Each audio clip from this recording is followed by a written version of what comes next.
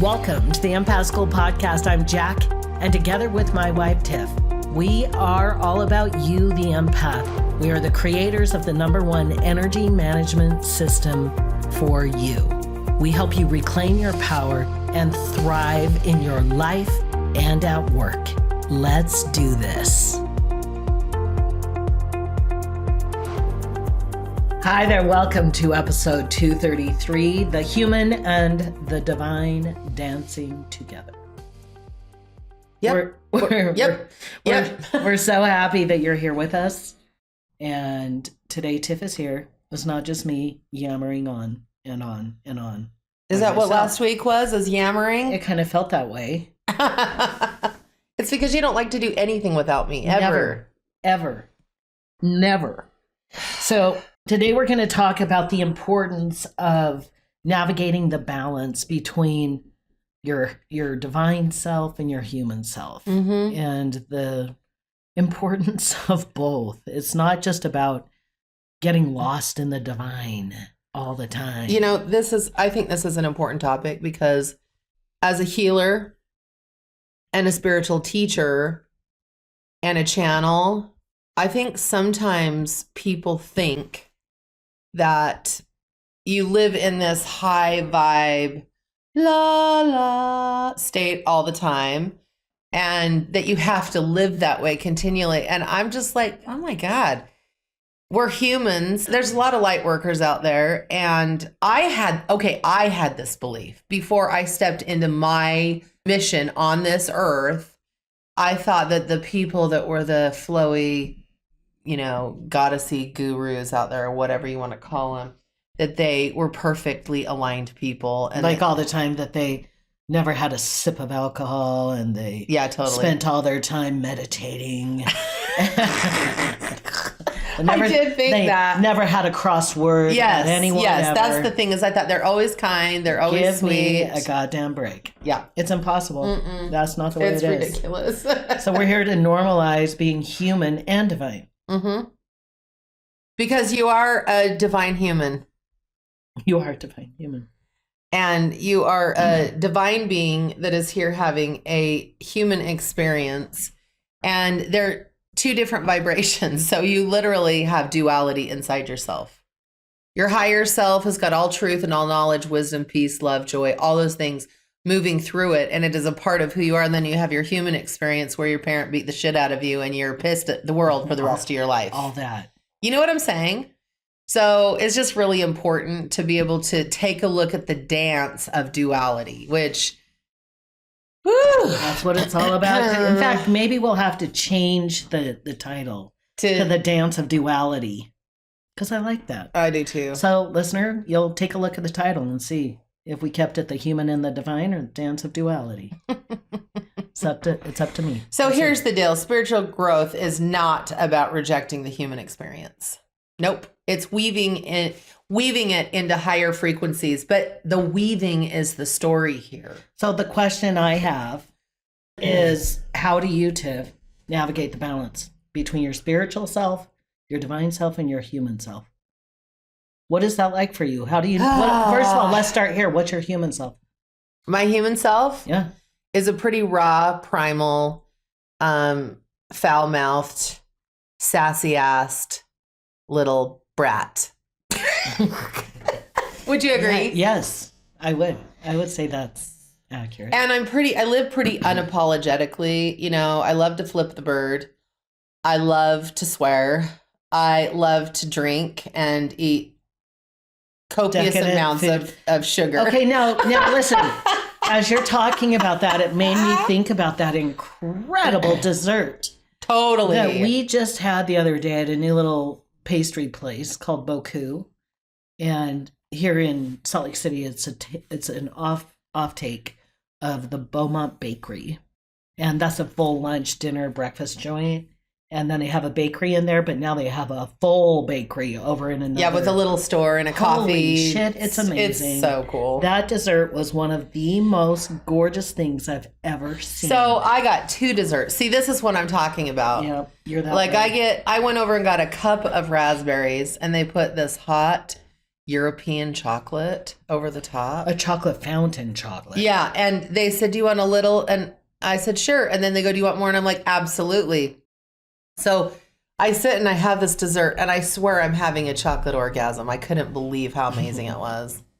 I had a fit right before that because I went and got some tacos from Jack in the Box and I ate them and I'm like, well, these are pretty tasty, but this is like the most unsensual experience of my life. And every experience I want in my life needs to have some meaning to it. I am just that way. Well, I would say for me, and you tell me how this is for you, you want the sensual experience as part of your human experience.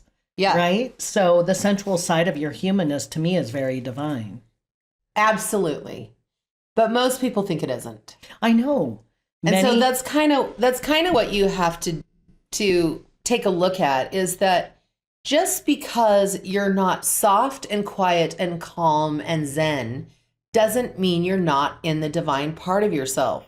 I have come to realize about myself that all of me is divine, having a human experience where if I throw a fit or I have a cow about the tacos and I said to Jack, I go, this was the worst lunch I've ever had. And I was really looking forward to something that felt better. And Jack says, well, what are you looking for? And I said, I'm just looking for this experience of like connection to myself, which is so hilarious in the middle of the day.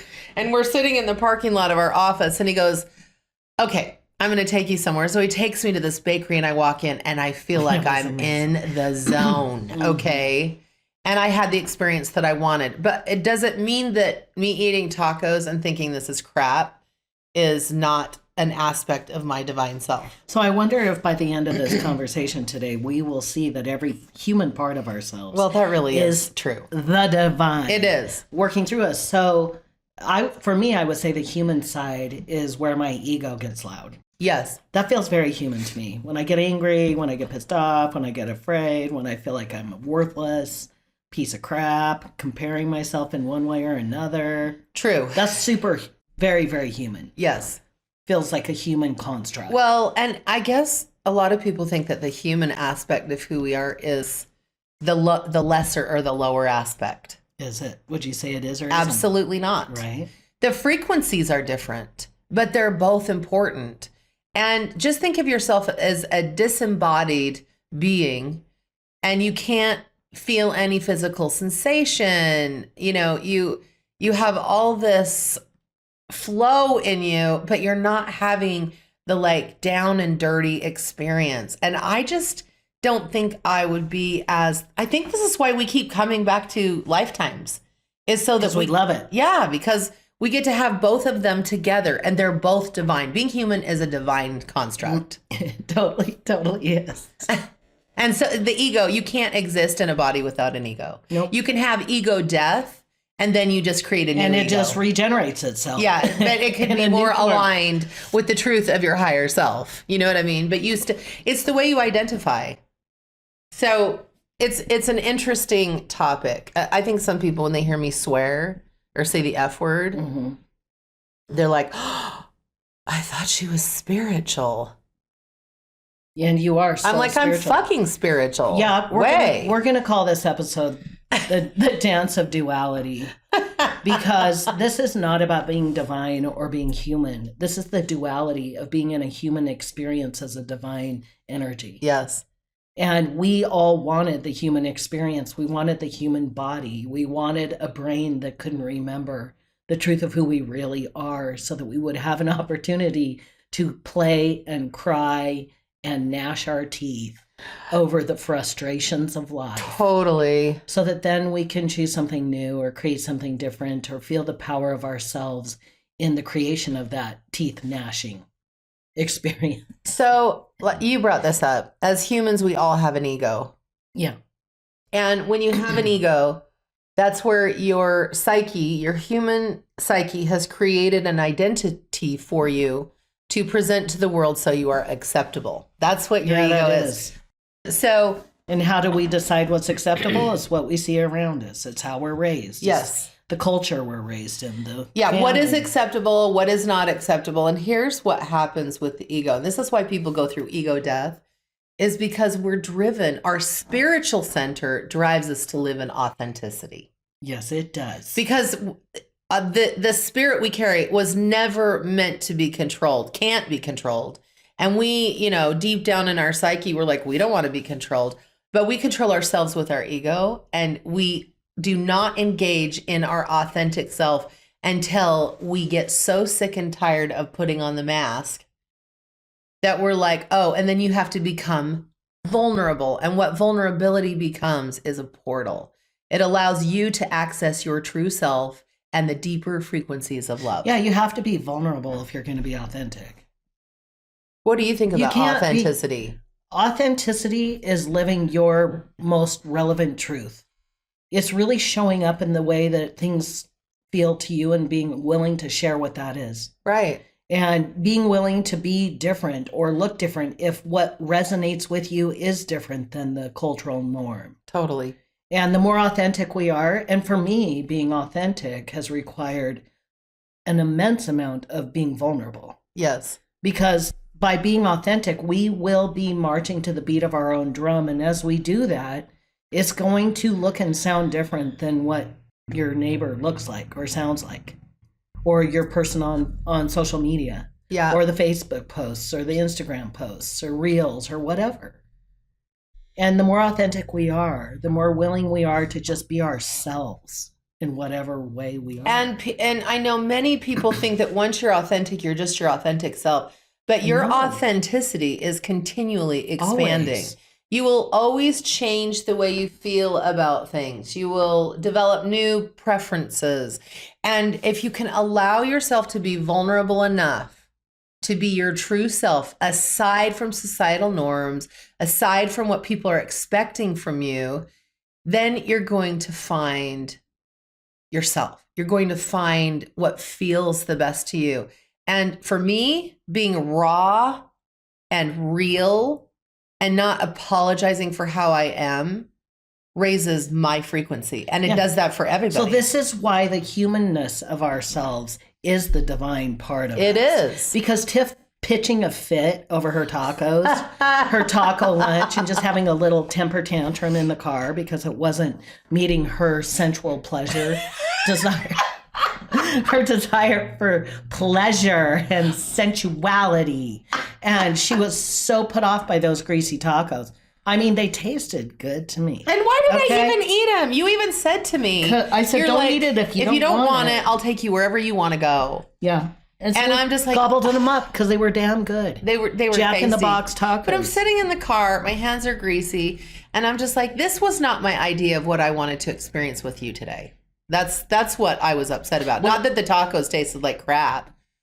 So, well, don't you think it's amazing that those awful tacos, they were the catalyst for you to have the decadent dessert? Truly. And we could be done with our whole episode right now. I know. The human part of us is the divine experience. Totally. It is. Every single time. And when we start thinking that we have to, like we were saying earlier, meditate 12 hours a day, sit there and be so perfect. Oh, brother. Say all the right things. Oh, gosh. Wear the right styles because you don't want to be out of fashion. Toxic positivity. Ugh. You know how it feels when you're talking to someone and they feel as authentic as a rock because all they can do is talk about how great everything is and life's so wonderful and I can't complain. I can't complain about everything. Life is so good for me. I'm like, give me a fucking break.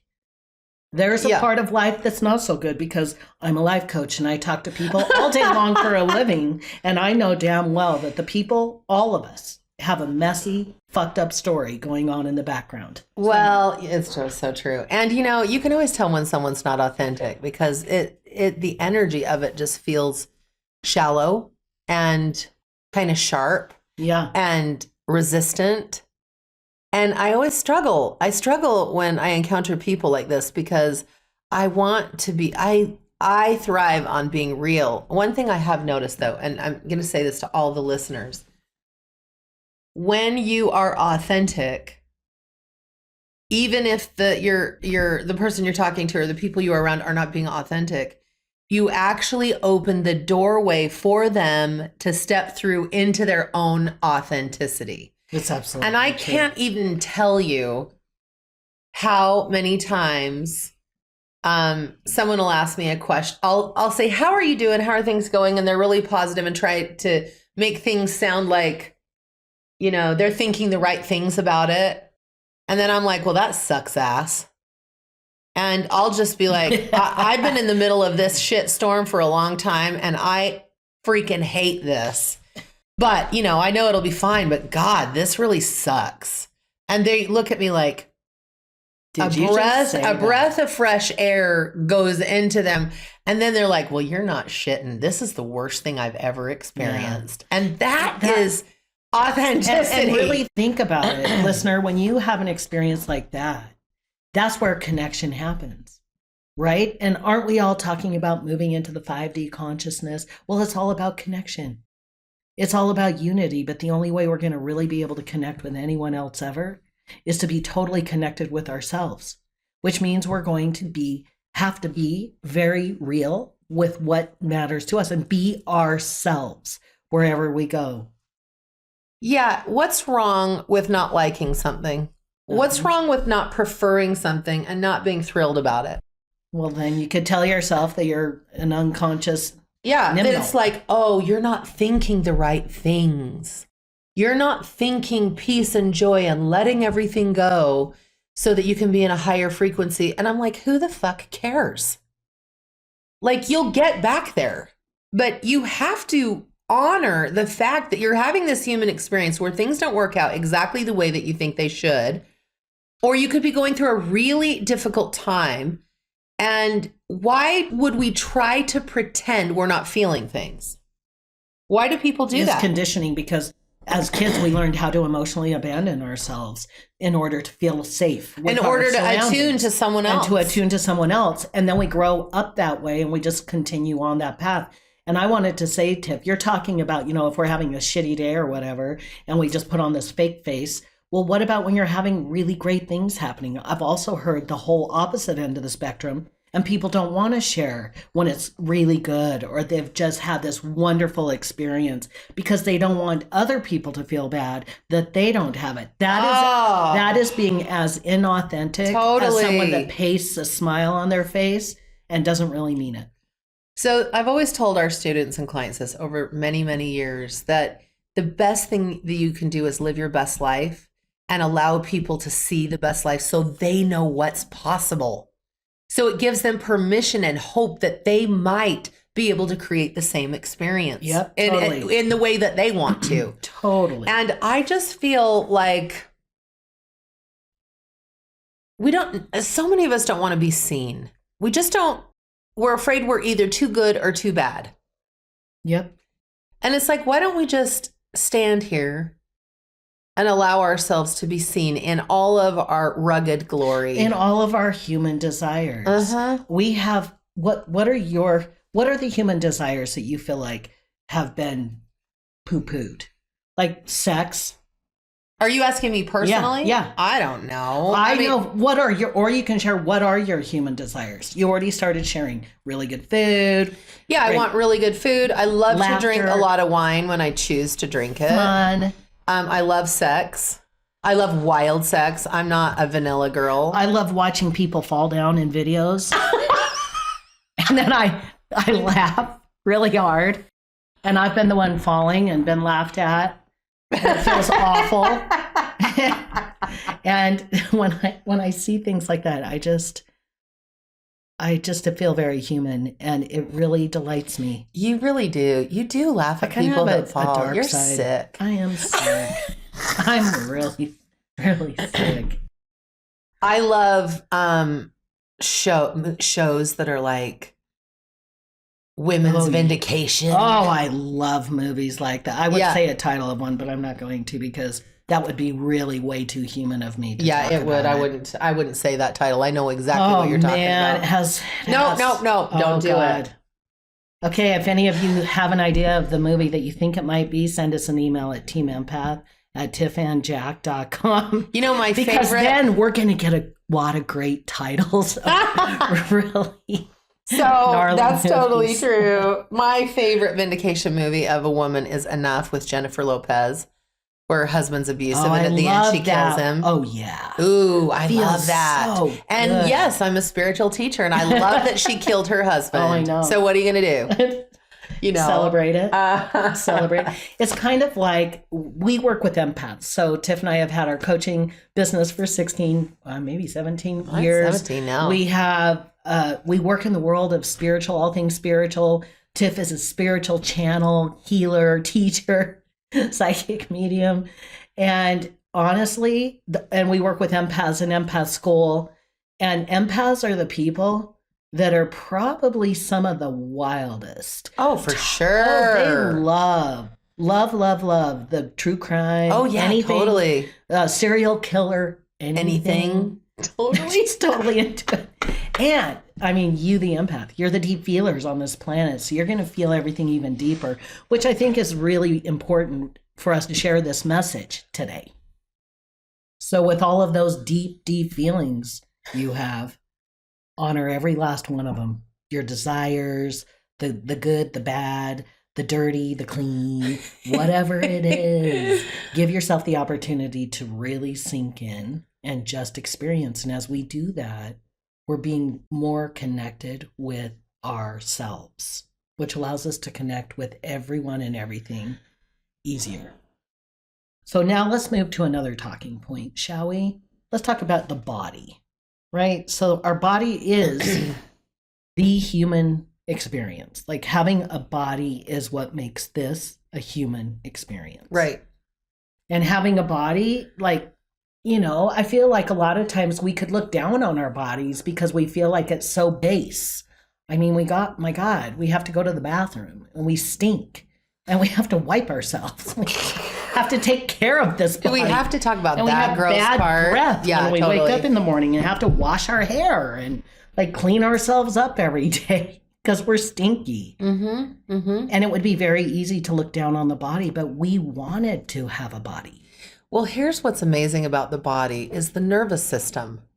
The Right. nervous system is amazing. It gives you the ability to experience the world in the most amazing, beautiful way. It does. And then you've got all your nerves and your sensations. If you didn't have a body, a spirit would reach out and touch you and you wouldn't feel anything. We come to this earth with deep feelings emotionally and physically. And I love physical sensation.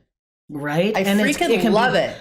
Huge amounts of pleasure or intense pain. Yes. There are so many different sensations, but they all are part of this divine dance that we're in, of Yes. duality, of having a human experience. And we're these limitless, infinitely potential creatures of spirit. Yes.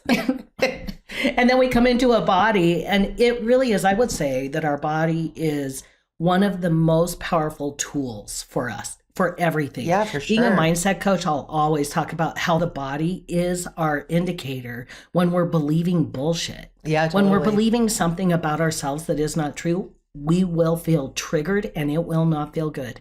We will feel like we're worthless or we're a failure, we're not enough because of something we see or something we experience. And it's never the circumstance that's causing the suffering in this body. It's what we're thinking in our brain, our human brain, that's creating discomfort, which is giving us the opportunity to tap back into the truth of who we really are in spirit. You know what I was just thinking as you were talking? We're taught to disconnect from our body from birth because parents are like, no, eat all your dinner. Oh, that's true. Or, you don't feel that way. Stop crying. Like that kind of stuff. And then we begin to disconnect from That's being true. able to tune into what our body needs. That's true. Because the body is a beautiful indicator. Like it'll tell you what's going on around you. You'll get all these sensations that will guide you. But many of us can't hear them or feel them or understand them because we're disconnected. So one of the really important things to do is to understand that our body's here to serve us in our best and highest good, and that it's okay to start listening, and that it will tell us things about ourselves that sometimes may feel like it's unacceptable to the world, or the Yeah, a people lot in of times it. I would say that it is going to feel that way. Yeah. It's because people have told you you shouldn't feel that or you don't feel that. Right. Or And then you doubt yourself. that's completely. not true. That's the dumbest thing I've ever heard. And then you're like, oh, maybe I didn't hear right. Mm-hmm. So one of the things that you can do to really honor your body is rest and Just move. listen to the signals. Like, Yeah. You have to get aware and realize, just like you were saying, Tiff, we all got very You know how disconnected. much rest I have to do? A lot. I have to rest a lot. Yeah, like I'm really sleepy right now. Are you? But yeah, my body's really tired because I got 5.5 hours of sleep, which is 2.5 hours short for what makes me feel happiest. And I'm like, I need to. And what lay else do you down. feel in your body? I'm really quite full because I just ate a chicken sandwich. Do you like the feeling of being full? No, I don't. It makes me feel tired. Yeah. I like to have food in my stomach, but not full, overfull. Are you Which happy I with... fill my stomach plenty of times. I know. Do you have any physical pain in your body? I kind of have a little headache right here in the front of my forehead. So, listener, I'm as kinda you're hot. listening, ask yourself these questions. How does your body feel? Go into your feet and your legs and My your feet feel hips good. and- How about yours? My feet feel good. Are they warm? They're a little too cold. Oh, cold. Uh-huh. Mine are just right. I ate a chicken sandwich from Wendy's and now I feel like shit. Because it's shitty food. Like it's shit food. Yep. You're so not elevated, I guess. I guess you're. Well, you know, one of those. whatever. I'm sure that's true that it dropped my frequency by 10 points. And I'm okay with that because it'll get back up there when I'm ready. You know what I mean? Yeah.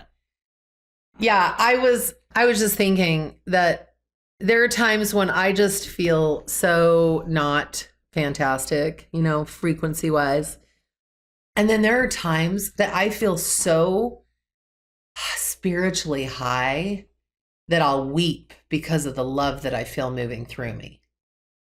And feeling that 24 hours a day would be a little too much. I like the diversity and the variety of intermingling the experience of being human and having spiritual experiences as a human in my human experience. I just like it.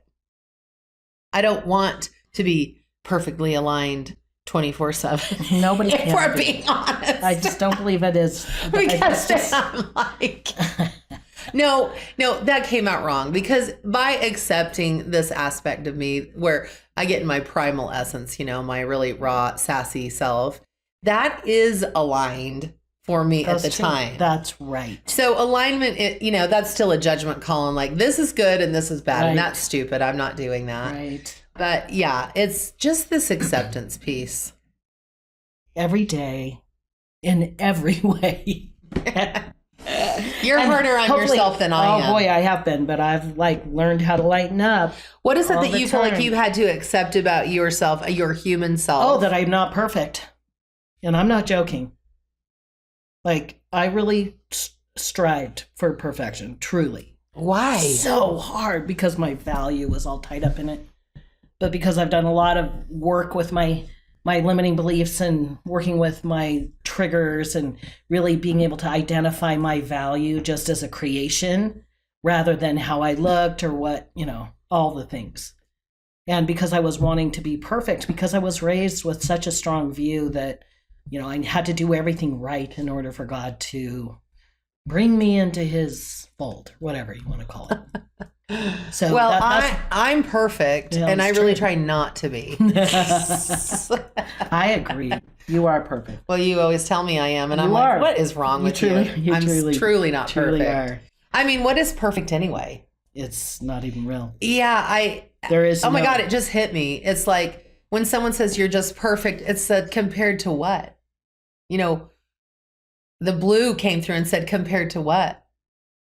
If there really is no right or wrong, there's just alignment for you or out of alignment for you, and you have to decipher And that's that. up to you. Not, Yeah. Not up to anyone else. Because someone else's alignment isn't going to be yours. No, it is not. Yeah. Ooh, Isn't- that's another topic I for know. another day. I'm like, ooh, yeah, that's pretty intense. And my perfect, you know, I feel like I have kind of a perfect life for me, my aligned life for me.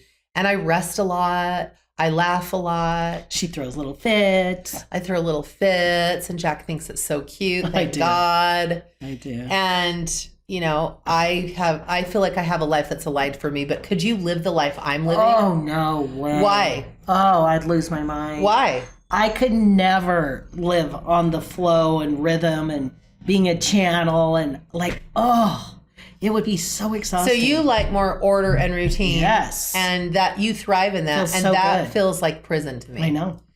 And so what's right or wrong? Whatever's right for you. Right. Whatever's right for me. Listener, whatever's right for you. So that's our ask for you today. Yeah. Like, what does your body want? Yeah. What is your body calling for right What now? is it telling you? And go do it or be it. I liked that. That turned out a little bit differently than I expected with all of our notes. I know. We changed our title. And We always do that. Because it feels more aligned. So, right? We just go with the flow. So the dance of duality, and it's all about embracing all the parts of ourselves to have a very divine experience here as a human. Did you see my cute socks? I saw your shoes. Your socks are adorable. My socks match my shoes perfectly. I know, and your shirt. Mm. You match. So there you have it, listener. Thank you for going on a little adventure with Tiff and I. And it wouldn't be the same without you. Well, that's for sure. It really wouldn't. We wouldn't have a podcast. we wouldn't. So thank you for being here. Yeah. Thank you for being such an amazing part of our human experience. You do make it divine for us. For sure. We're Tiff and Jack. And do not forget to eat dessert first. Well, we hadn't been saying that every episode lately. Why? But today's a dessert first kind of day. Totally. So eat dessert first because life is always truly, ultimately meant to be devoured. Yes, it is. Oh my gosh, thank you for being here with us today. It's been so delightful. If you would like more information, jump over to our website, www.empathschool.com. Can't wait to see you there.